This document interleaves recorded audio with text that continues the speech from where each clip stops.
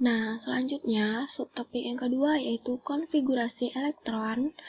Nah, next yaitu konfigurasi dan diagram orbital, di mana konfigurasi elektron dan diagram orbital ini adalah dua cara untuk menunjukkan orbital dan elektron. Nah, kan sudah diterangkan oleh beberapa para ahli bahwa terutama yaitu oleh Niels Bohr dan mekanika kuantum bahwa di atom itu terdapat orbital dan elektron yang menempati orbital ini. Ia mengelilingi inti atom dengan pergerakan tertentu, di mana pergerakannya itu secara acak dengan kecepatan tinggi. Nah, gimana kita bisa tahu untuk orbital dan elektron ini? Maka kita gunakanlah dua cara konfigurasi elektron dan diagram orbital, di mana konfigurasi elektron itu adalah susunan penyebaran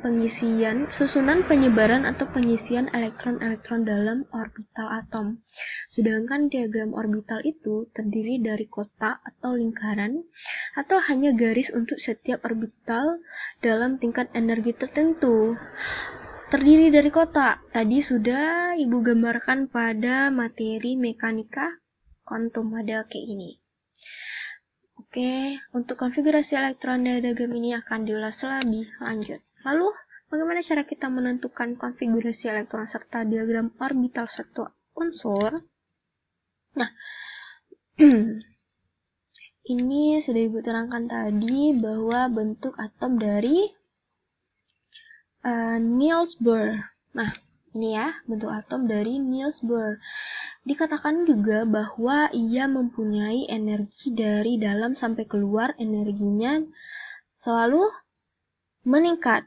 Nah, ini juga kulit atomnya, di mana ini juga dikatakan dengan orbital, tempat si atom bergerak mengelilingi inti atom ini dengan kulit atom pertama dilambangkan dengan K, kedua L, ketiga M, dan keempat N dengan jumlah elektronnya semakin banyak keluar.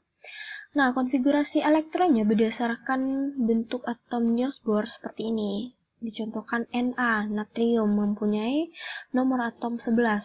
Berarti kalau nomor atomnya 11, otomatis jumlah elektronnya adalah 11.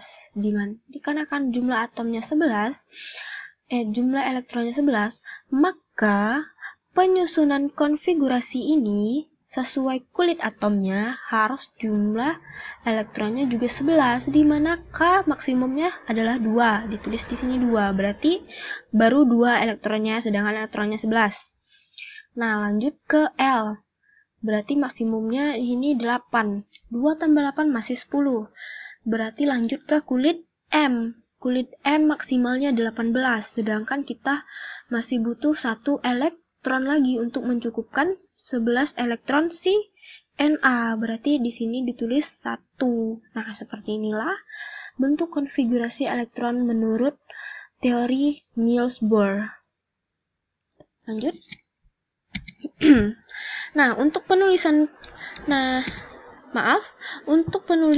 konfigurasi seperti ini hanya dapat digunakan pada golongan A, tidak dapat digunakan pada golongan B. Lanjut. Dalam penulisan konfigurasi elektron dan diagram orbital perlu berlandaskan 3 prinsip utama. Yang pertama adalah prinsip Aufbau, yang kedua adalah aturan Hahn, yang ketiga adalah asas Pauli. Nah, ini adalah ketiga yang mendasar, di mana prinsip Aufbau itu adalah ia menerangkan elektron menempati orbital dimulai dari tingkat energi yang rendah sampai yang tertinggi. Nah, bentuk energinya itu seperti ini. Nah, ada S, P, D, dan F. Nah, S, P, dan F ini tadi sudah Ibu terangkan pada bilangan kuantum. Ia ada pada bilangan kuantum azimut. Ini dilambangkan dengan setiap kulitnya itu dilambangkan dengan S, P, D, dan F. Dimana untuk kulit pertama itu ada S, kulit yang kedua ada S dan P, kulit yang ketiga ada S, P, D, kulit yang keempat ada S, P, D, F, yang kulit kelima ada S, P, D, F, yang keenam ada S, P, D, yang ketujuh ada S dan P. Nah, untuk penyusunan atau urutan tingkat energinya seperti ini. Dimulai dari 1S, ke 2S, ke 2P, sampai ke 3S, lanjut ke 3P, 4S, lanjut ke sini, ke 3D, lanjut ke 4P, ke 5S, ke 4D, sampai seterusnya seperti ini. Seperti ini. Kira-kira seperti ini. Nah, 1S2, 2S2, 2P6, 3S2, 3P6, sampai seterusnya. Bu, kenapa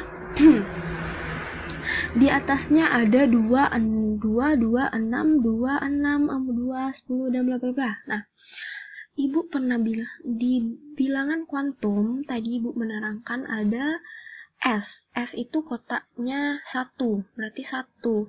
Nah, elektron yang mengisi pada kotak yang 1 itu, mana ya?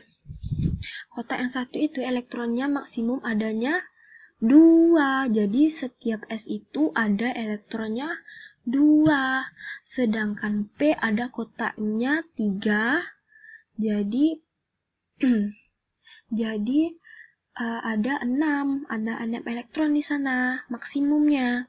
Kalau untuk D kotaknya ada 5, berarti maksimum elektronnya ada 10. Dan untuk F sini ada ya. Kalau untuk F kotaknya ada F kotaknya ada 7. Kotaknya ada 7, berarti maksimum elektronnya di sana berarti ada 14. Nah, seperti itu. Contohnya saja SC dengan jumlah elektron 21. Ini nomor atomnya ya, berarti jumlah elektronnya 21. Berarti kita urutkan saja lagi berdasarkan urutan tingkat energi ini untuk sampai ia berjumlah 21 elektron. Nah, lanjut.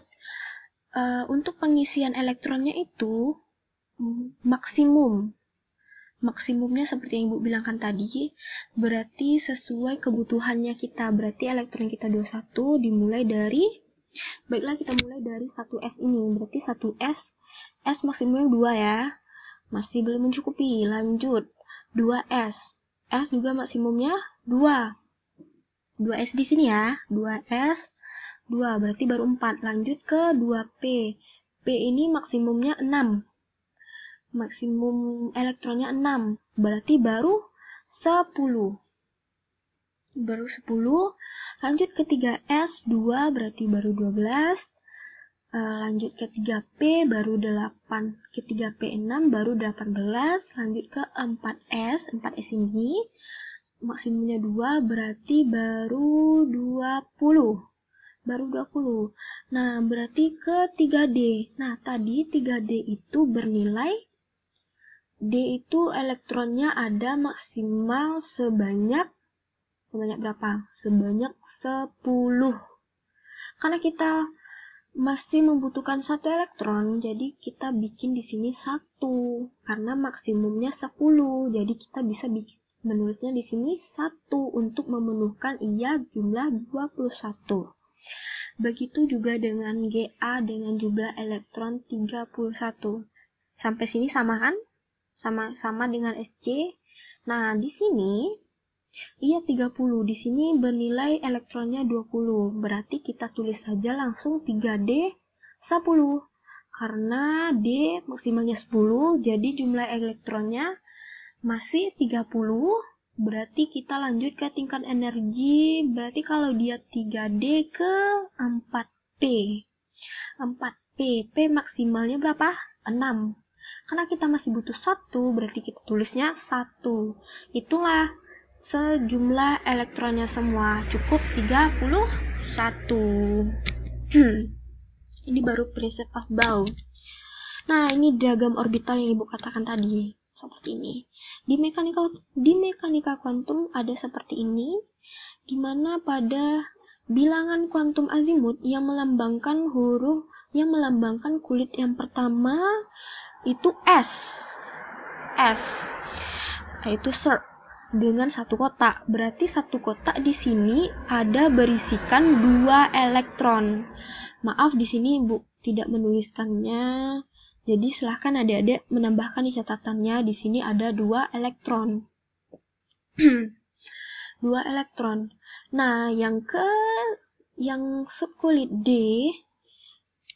yang P dulu. Subkulit P digambarkan dengan 3 kotak. Berarti di sini ada 6 elektron. Yang subkulit D di sini ada 5 kotak. Berarti di sini di sini semuanya berjumlah 10 elektron. Berarti satu kotak ini 2 elektron, 2 elektron, 2 elektron, 2 elektron, 2 elektron. Berarti cukup 10. Nah, begitu juga dengan subkulit F. Ada 7 kotak.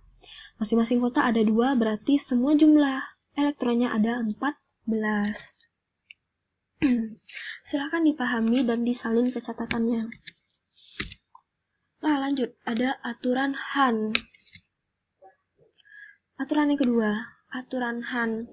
Nah, seperti ini. Aturan Hahn itu berbunyi pengisian orbital dengan tingkat energi sama harus sedemikian rupa sehingga elektron sebanyak mungkin tidak berpasangan. Contoh unsurnya C, karbon, dengan jumlah elektron 6. Berarti seperti aturan penulisan konfigurasinya seperti aturan yang pertama tadi apa? Azas Pauli.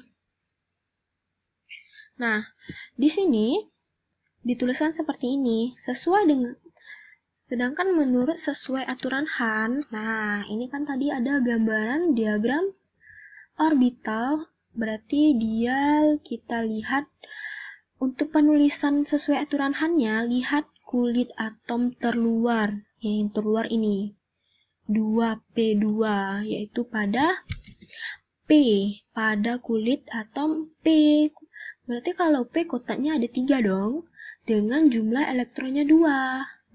Berarti penulisannya seperti ini. Panahnya sama-sama ke atas. Panahnya sama ke atas, bukan seperti ini. Satu kotak aja. Isikan dulu ke kotak. Kan ada 2 nih, ada 2. 1, 2. Elektronnya ada 2, berarti isi ini dulu dan isi ini dulu. Bukan seperti ini, sekali 2. Bukan seperti ini. Oke? Ini yang lebih benar ya. Contoh lagi. Jika 2 elektron atau lebih yang tidak berpasangan, maka energi terendah adalah bila semua spinnya sejajar atau searah. Seperti ini. Yang C tadi, kulit terluarnya adalah P, seperti ini. Nah, yang kayak gini. Kan dikatakan elektronnya berpasangan. Kan ada 2 nih elektron yang berpasangan. Ada 2. Seharusnya bisa ke panah ke bawah dong. Yang berpasangan itu panahnya dalam kotak itu ada panah ke atas, ada panah ke bawah. Itu yang dikatakan elektron yang berpasangan. Namun kalau penulisannya di sini hanya 2 elektron, penulisannya benar seperti ini, bukan seperti ini kalau dia berpasangan. Nah, isi dulu kedua kotak ini. Kecuali kalau sudah terisi semuanya, misalkan terisi ada 6 elektron, berarti di sini panah ke atas ketiga-tiga ini, lalu bikin panah ke bawah masing-masing kotaknya ke sini. Itu baru itu yang dinamakan dengan elektron yang berpasangan karena dia lengkap 6, berarti dia 3 pasang elektronnya. Seperti itu. Jadi yang ini salah ya, penulisannya seperti ini. Nah, ini adalah azas Pauli. Setiap orbital maksimum diisi 2 elektron yang memiliki spin yang berlawanan. He, elektronnya 2, 1. Berarti kayak gini ya, pas. Seperti inilah Ezas Pauli. Seperti ini. Berarti yang ini salah.